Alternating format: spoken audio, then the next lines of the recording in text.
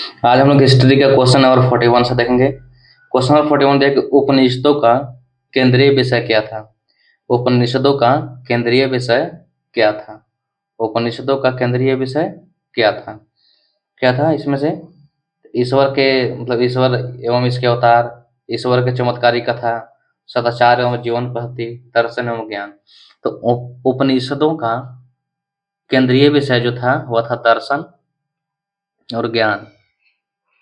दर्शन और ज्ञान।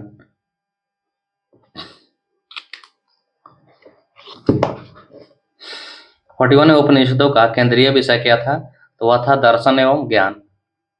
उपनिषदों का केंद्रीय विषय क्या था? दर्शन एवं ज्ञान। अब इसे देखते हैं। उपनिषद का शाब्दिक अर्थ होता है, उपनिषद का शाब्दिक अर्थ होता है शिष्य द्वारा ज्ञान प्राप्ति हेतु गुरु के समीप बैठना। उपनिषद दर्शन पर आधारित पुस्तकें हैं। उपनिषद जो है दर्शन पर आधारित पुस्तकें हैं। इन्हें वेदांत भी कहा जाता है।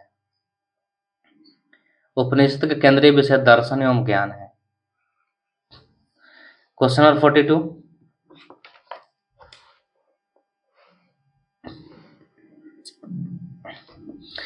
ऋग्वेद में अनाज के लिए किन शब्दों का प्रयोग किया गया है? ऋग्वेद में अनाज के लिए कौन सा शब्दों का प्रयोग किया गया है? तो है गोधूम और व्रीहि। गोधूम और व्रीहि। ऋग्वेद में अनाज के लिए गोधूम और व्रीहि शब्दों का प्रयोग किया गया है। ऋग्वेद प्राचीन सभ्यता का सबसे पुराना और पवित्र ग्रंथ है। ऋग्वेद जो है प्राचीन सभ्यता है। ऋग्वेद क्या है? प्राचीन सभ्यता का सबसे पुराना और पवित्र ग्रंथ माना जाता है।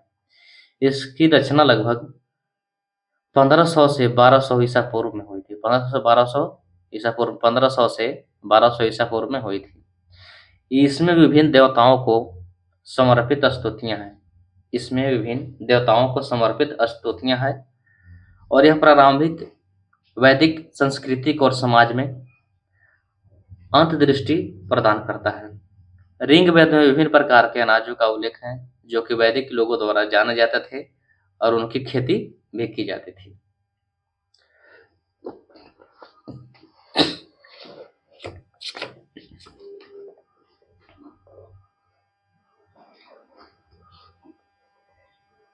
गोधूम यानी गेहूं को संदर्भित करता है। गोधूम यानी गेहूं को संदर्भित करता है जो ऋग्वेद में उल्लिखित प्राथमिक अनाजों में से एक है। गोधूम गेहूं को संदर्भित करता है जो ऋग्वेद में उल्लिखित प्राथमिक अनाजों में से एक है। तथा व्रीहि, व्रीहि जो है चावलों को संदर्भित करता है जो वैदिक कृषि में एक और महत्वपूर्ण अनाज है। यानी गेहूं को गोधूम और चावल को व्रीहि कहा जाता है। ऋग्वेद में यौ जौ के लिए मतलब ऋग्वेद में अगर जौ कहना है तो वहां पहले यौ कहा जाता था। और धान्य अनाज, धान को धान्य अनाज के लिए समान शब्द का प्रयोग किया जाता था। धान के लिए धान्य। इसी प्रकार तिल, तिलों के लिए, और खल पीसे हुए अनाज के लिए प्रयोग मतलब पीसने के लिए खल, और प्रियंगु और श्यामक बाजरे के प्रकार को संदर्भित करता है। यानी प्रियंग और श्यामक। जैसे कोई पूछे कि प्रियंग और श्यामक किसका प्रकार है, तो इसे बाजरा के प्रकार था। क्वेश्चन नंबर 43 देखते हैं। ऋग्वेद का ब्राह्मण ग्रंथ कौन है? ऋग्वेद का ब्राह्मण ग्रंथ कौन है? तो वह है ऐतरेय। ऐतरेय। ऋग्वेद का ब्राह्मण ग्रंथ क्या है? ऐतरेय। वेद के 4 भाग होते हैं। वेद के 4 भाग होते हैं। ब्राह्मण संहिता, ब्राह्मण ग्रंथ, आरण्यक और उपनिषद। वेद के 4 भाग होते हैं। वेद के 4 भाग होते हैं। वेद के 4 भाग होते हैं। संहिता, ब्राह्मण ग्रंथ, आरण्यक और उपनिषद।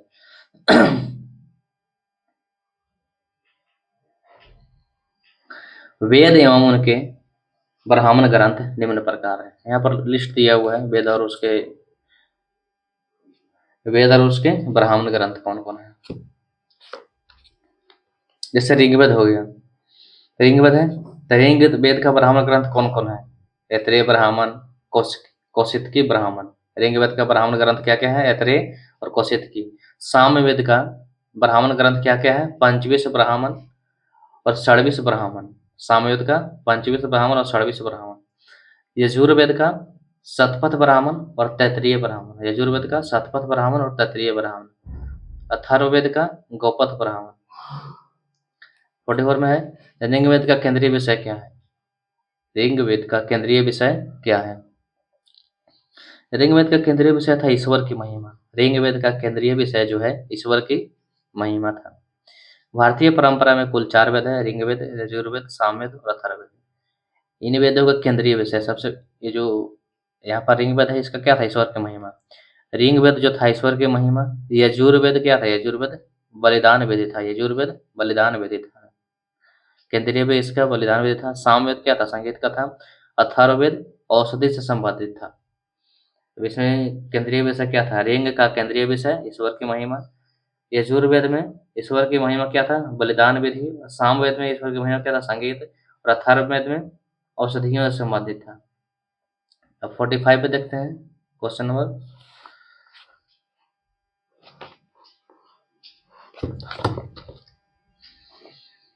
ऋग्वेद में ऋग्वेद का केंद्रीय विषय क्या था? ईश्वर की महिमा। यजुर्वेद में बलिदान विधि। सामवेद का केंद्रीय विषय क्या था? संगीत। अथर्ववेद का केंद्रीय विषय औषधि से संबंधित था। क्वेश्चन नंबर 45 देखते हैं।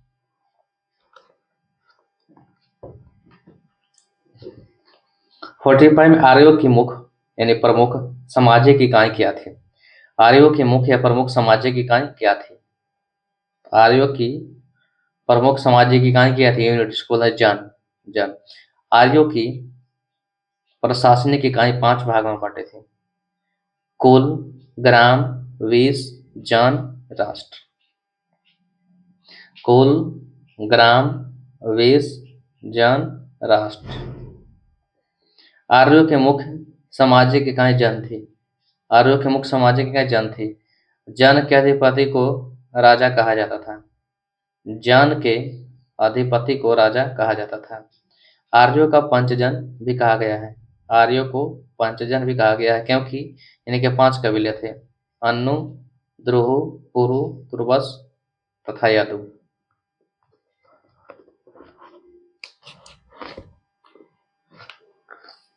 सुमेलित करने के लिए है। सुमेलित के लिए ब्रह्मचर्य के लिए कितना से कितना एज चाहिए, गृहस्थी के लिए कितना चाहिए, वामप्रस्थ के लिए क्या चाहिए? सन्यास का तो सबसे लास्ट होगा। जो सबसे लास्ट बच गया वही सन्यास के लिए है। तो 75 से 100 कितना होगा सन्यास का?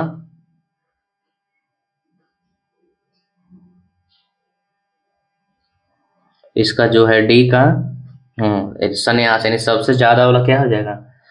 लास्ट में सन्यास रहता है आदमी, तो 75 से 100 हो जाएगा। सन्यास बोला तो डी का फर्स्ट, इसमें क्या है? डी का सेकंड। कहाँ पर डी का सेकंड है? तो डी का सेकंड एक ही में है, तो यही वाला हो जाएगा डी आंसर 143।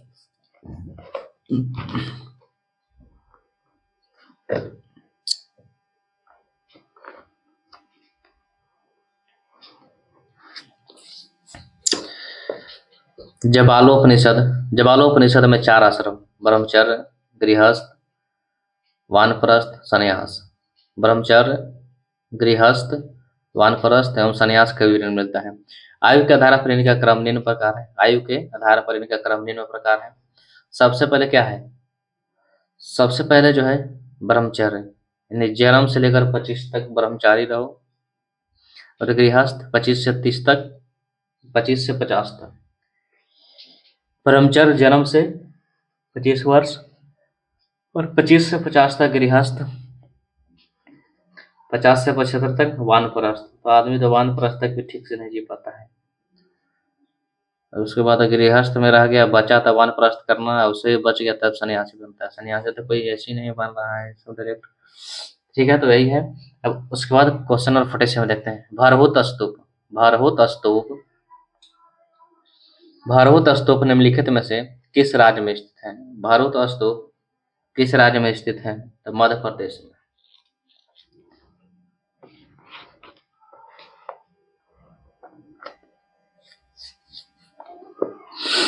भारहूत स्तूप की अवस्थिति सतना, मध्य प्रदेश के सतना नामक जगह है, वहां पर स्थित है भारहूत स्तूप। भारहूत के मूल स्तूप का निर्माण का श्रेय मौर्य सम्राट अशोक को जाता है। भरहुत स्तूप की पाषाण वेदिका। भरहुत स्तूप की पाषाण वेदिका एवं तोरणों के निर्माण का श्रेय पुष्यमित्र सुंग को माना जाता है। तो भरहुत स्तूप जो है पाषाण वेदिका, उसमें वेदिका बनाना, तोरण बनाना, ये सब किसका काम है? पुष्यमित्र सुंग को इसमें श्रेय जाता है। अब 48 क्वेश्चन नंबर देखते हैं।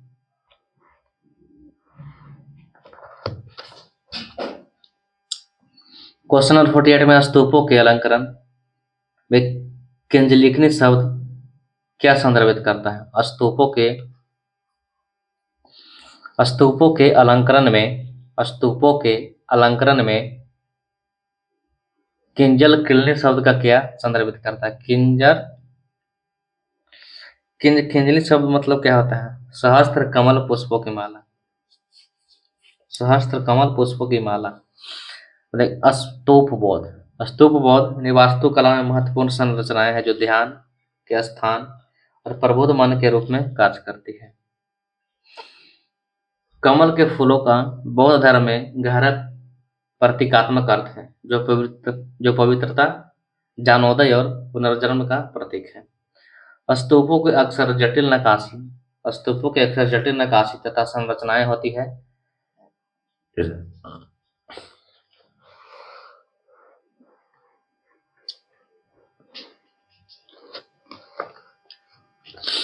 जिसमें किंजकिलिनी भी शामिल है जो क्षेत्र की कलात्मक और सांस्कृतिक विरासत दर्शाते हैं।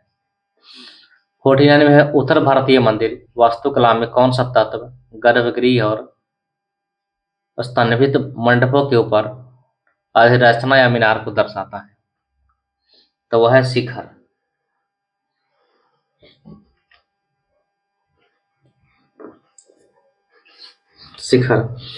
इसका एक्सप्लेनेशन देख लेते हैं।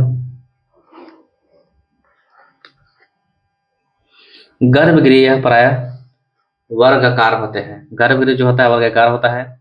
यह मंदिर वाला भाग होता है जिसमें मूर्ति स्थापित होती है। मंडप किसको कहते हैं? यह गर्भगृह के सामने स्तंभ पर स्थित प्रकार का एक बरामदा होता है, उसको मंडप कहते हैं। अंतराल क्या होता है? अंतराल यह गर्भगृह एवं मंडप को जोड़ने वाला अंग होता है। गर्भगृह और मंडप को जोड़ने वाला भाग होता है, उसको अंतराल कहते हैं। प्रदक्षिणा पथ क्या होता है? यह गर्भगृह के चारों ओर परिक्रमा हेतु एक गैलरी नुमा बना होता है गोल गोल घूमने के लिए, उसको कहते हैं प्रदक्षिणा पथ। उत्तर भारतीय मंदिर नगर शैली में निर्मित होते हैं। इस शैली के मंदिरों को शिखर रेखीय होते हैं। रेखीय शिखर गर्भगृह तथा स्तंभित मंडपों के ऊपर अधिरचना या मीनार को दर्शाता है। रेखीय शिखर गर्भगृह का क्रमागत ऊंचाई की ओर घटता हुआ स्वरूप है। Question number 50।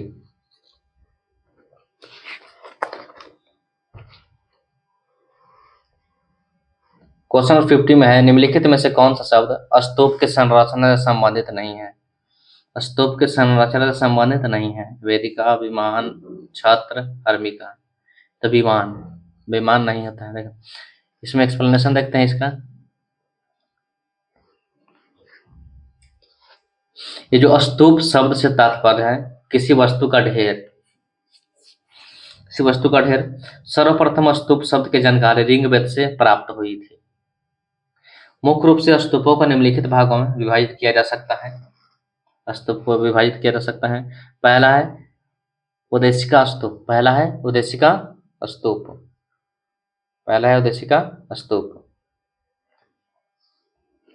दूसरा है शारीरिक स्तूप। तीसरा है पूजार्थक स्तूप और चौथा है पारिभोगिक स्तूप। स्तूप की संरचना से संबंधित प्रमुख शब्दावली। स्तूप से रिलेटेड स्ट्रक्चर जो है उससे कुछ शब्द है यहाँ पर। जैसे पहला क्या है? वेदिका या रेलिंग, छत्र, हर्मिका, अंड, सोपान, मेधी या कुर्सी। अब इसी को देखते हैं क्या है।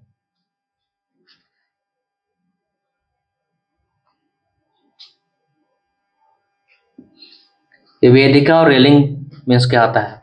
वेदिका या रेलिंग यानी स्तूप के सुरक्षा के लिए बनाया जाता है। जो स्तूप बनाया हुआ है ना तो उसे रेलिंग रहता है किनारे किनारे, उस स्तूप की सुरक्षा के लिए बनाया जाता है।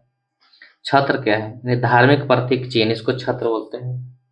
जो सिंबल रहता है, रिलीजियस सिंबल, उसी को छत्र कहते हैं। हर्मिका क्या है? स्तूप के शिखर पर अस्थियों की सुरक्षा के लिए बनाया जाता है, उसको हर्मिका कहते हैं।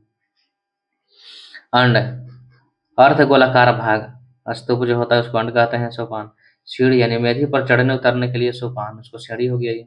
मेधी कुर्सी का मतलब स्तूप का मुख्य हिस्सा है, जिसको चबूतरा बोलते हैं, उसी को मेधी बोलते हैं। तो उसके बाद क्वेश्चन नंबर 51 देखते हैं।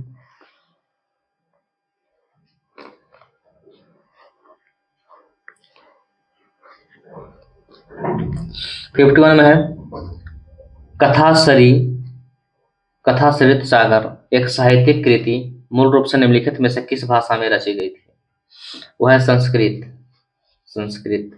साहित्यिक कृति कथासरित सागर मूल रूप से संस्कृत भाषा में रचित है। उसके बाद अष्टाध्यायी। अष्टाध्यायी व्याकरण पर एक संस्कृत ग्रंथ है, जिसकी रचना 6ठी से 5वीं शताब्दी ईसा पूर्व किसके द्वारा रची गई थी? अष्टाध्यायी पाणिनि के द्वारा रची गई थी। अब कुछ पुस्तक है और उसके रचनाकार यहाँ पर है, देखते हैं। अष्टाध्यायी के जो रचनाकार हैं पाणिनि, इसको बोलते हैं। महाभाष्य के पतंजलि, कथासरित सागर के सोमदेव, बृहत बृहतक बृहतक बृहतक बृहत कथा मंजरी को क्षेमेंद्र, विक्रमांक देवचरित के विलहन, रामचरित के संध्याकर नंदी। अष्टाध्यायी के पाणिनि, महाभाष्य के पतंजलि, कथासरित सागर के सोमदेव, बृहत कथा मंजरी के क्षेमेंद्र, विक्रमादित्य व देवचरित के विलहन, रामचरितमानस के संध्याकर नंदी। क्वेश्चन नंबर है 53। 53 में प्रारंभिक वैदिक काल में धनवान व्यक्ति को किसके रूप में जाना जाता था? तो गोमत। ध्यान व्यक्ति को गोमत के रूप में जाना जाता था। सबसे पहले गोमत एक संस्कृत भाषा का शब्द है, जिसका अर्थ होता है एक धनिक व्यक्ति। गोमत मतलब एक धनिक व्यक्ति। ऋग वैदिक काल में मवेशियों को धन का मुख्य साधन माना जाता था। ऋग वैदिक काल में मवेशियों को धन का मुख्य साधन माना जाता था। गाय को अघन्या कहा जाता है, अघन्या कहा जाता है। पोथरी को दोहिता कहा जाता है, पोथरी को दोहिता कहा जाता है। वेकनाट, वेकनाट वेकनाट यानी सूदखोर के लिए प्रयुक्त शब्द था। वेकनाट किसके लिए? वेकनाट जो है सूदखोर के लिए प्रयुक्त शब्द था। ऋग्वेद में इंद्र को पुरंदर भी कहा गया है। ऋग्वेद में इंद्र को पुरंदर भी कहा गया है। पनी, पनी शब्द उन व्यापारी के लिए प्रयुक्त होता था जो पशुओं को चोरी के लिए कुख्यात थे, उसको पनी कहता था। जो पशु चुराता था उसको पनी कहा जाता था। जौ के लिए यव शब्द का प्रयोग किया जाता था। जौ के लिए यव शब्द का प्रयोग किया जाता था। बलि एक प्रकार का कर था जो प्रजा स्वेच्छा से राजा को देती थी। बलि क्या है? बलि एक प्रकार का कर था जो राजा स्वेच्छा से राजा को देती थी। आर्यों को पंचजन भी कहा जाता था। आर्यों को पंचजन भी कहा जाता था। आर्यों को क्या कहा जाता था? पंचजन। कबीले के राजा को गोप कहा जाता था। कबीले के राजा को गोप कहा जाता था। जो कबीला का राजा है उसको गोप कहा जाता था। 4 वेदों में से किसमें बुरी आत्माओं और बीमारियों से बचने के लिए जादू मंत्र और तंत्र मंत्र का संग्रह है?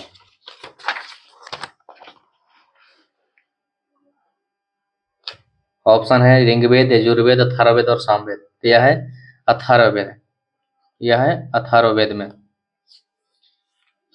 अथर्ववेद की रचना अथर्व तथा अंगिरस ऋषियों द्वारा की गई थी। अथर्ववेद की रचना अथर्व तथा अंगिरस ऋषियों द्वारा की गई थी। इसमें ब्रह्म ज्ञान, धर्म, समाज निष्ठा, रोग निवारण, जादू टोना, बुरी आत्मा और बीमारी से बचने के लिए जादू मंत्र और तंत्र आदि वर्णन है। क्या क्या? ब्रह्म ज्ञान, धर्म, समाज निष्ठा, रोग निवारण, जादू टोना, बुरी आत्मा, बीमारी से बचने के लिए जादू टोना, तंत्र मंत्र इसमें है। अथर्ववेद एकमात्र ब्राह्मण ग्रंथ गोपथ है।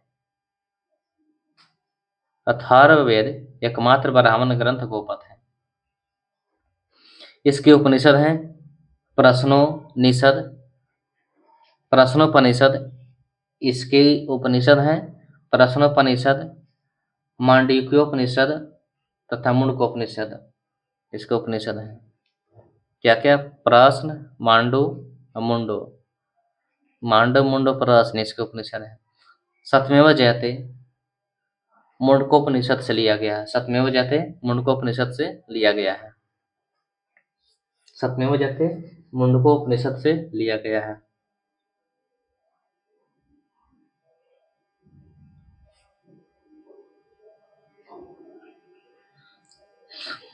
Question number 55।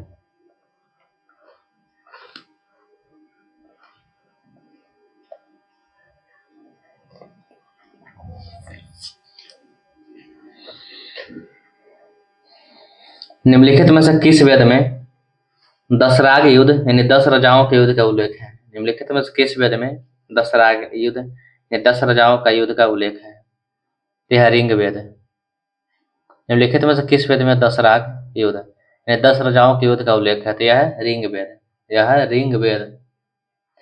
दशराग युद्ध का वर्णन ऋग वेद के विस्तार से किया गया है। दशराग युद्ध का वर्णन ऋग वेद में विस्तार से किया गया है। दशराग युद्ध भारत वंश के राजा सुदास तथा 10 जनों, 5 आर्य एवं 5 अनार्य के बीच हुआ था।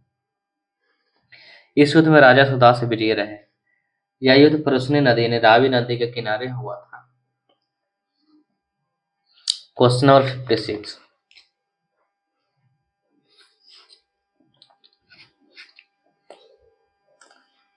क्वेश्चन नंबर 56 में है जीवन की अवस्थाओं से धार्मिक रिवाज को संस्कार कहा जाता है। जीवन की अवस्थाओं से धार्मिक रिवाज को संस्कार कहा जाता है। सोचिए 1 से 2 जो है उसको मैच कीजिए जो सही है। निष्क्रमण, चूड़ाकरण, विद्यारंभ, उपनयन। तो इसका हम लोग देखते हैं कि सबसे पहले निष्क्रमण। तो ये जो निष्क्रमण होता है तो बच्चों को घर से बाहर ले जाना, बच्चों को घर से बाहर ले जाना ताकि वह सूरज देख सके, उसको क्या कहते हैं? निष्क्रमण। और चूड़ाकर्म मुंडन रस्म का धार्मिक रिवाज है। मुंडन रस्म का धार्मिक रिवाज है, उसको क्या कहते हैं? चूड़ाकर्म कहते हैं। तीसरा विद्यारंभ। विद्यारंभ में से एक पवित्र जनेऊ रस्म की शुरुआत में किया जाता है, उसको कहते हैं विद्यारंभ। और उसके बाद फॉर्म है उपनयन, यानी अध्ययन काल शुरू करने के लिए उसको बोलते हैं उपनयन। इसलिए 1 का डी, 2 का बी, 3 का या 4 का सी होगा।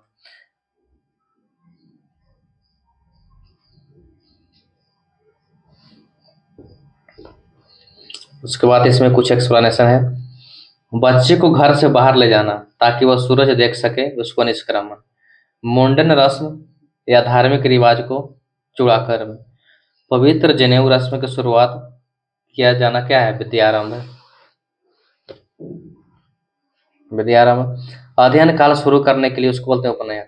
उसके बाद क्वेश्चन नंबर 57। वैदिक काल के एक चरण में राजा को गोपति कहा जाता था, जिसका अर्थ होता था मवेशियों का स्वामी। मवेशियों का स्वामी, गोपति में मवेशियों का स्वामी। वैदिक काल के अधिकारी एवं उनके पद का नाम निम्नलिखित प्रकार है।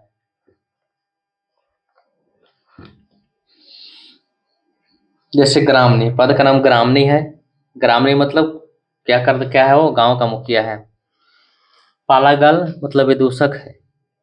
महिषी मतलब मुखरानी है। पुरोहित मीन्स मुख्य पुजारी। सेनानी मीन्स सेना के सुप्रीम कमांडर। भागदूत यानी कर संग्रह करता। गोपति यानी मवेशियों का स्वामी। क्वेश्चन 58 देखते हैं। 58 में निम्न भारतीय दर्शनों में से कनाद उलूक द्वारा रचित कौन सा है? निम्न भारतीय दर्शन में से कनाद उलूक द्वारा रचित कौन है? तो उसका आंसर है वैशेषिक। इसका प्रमुख दर्शन उसके प्रवर्तक। पूर्व मीमांसा के प्रवर्तक किसका माना जाता है? जैमिनी को। उत्तर मीमांसा का बादरायण को। न्याय का गौतम को। न्याय का माना जाता है प्रवर्तक गौतम को। सांख्य का माना जाता है कपिल को। योग का माना जाता है पतंजलि को।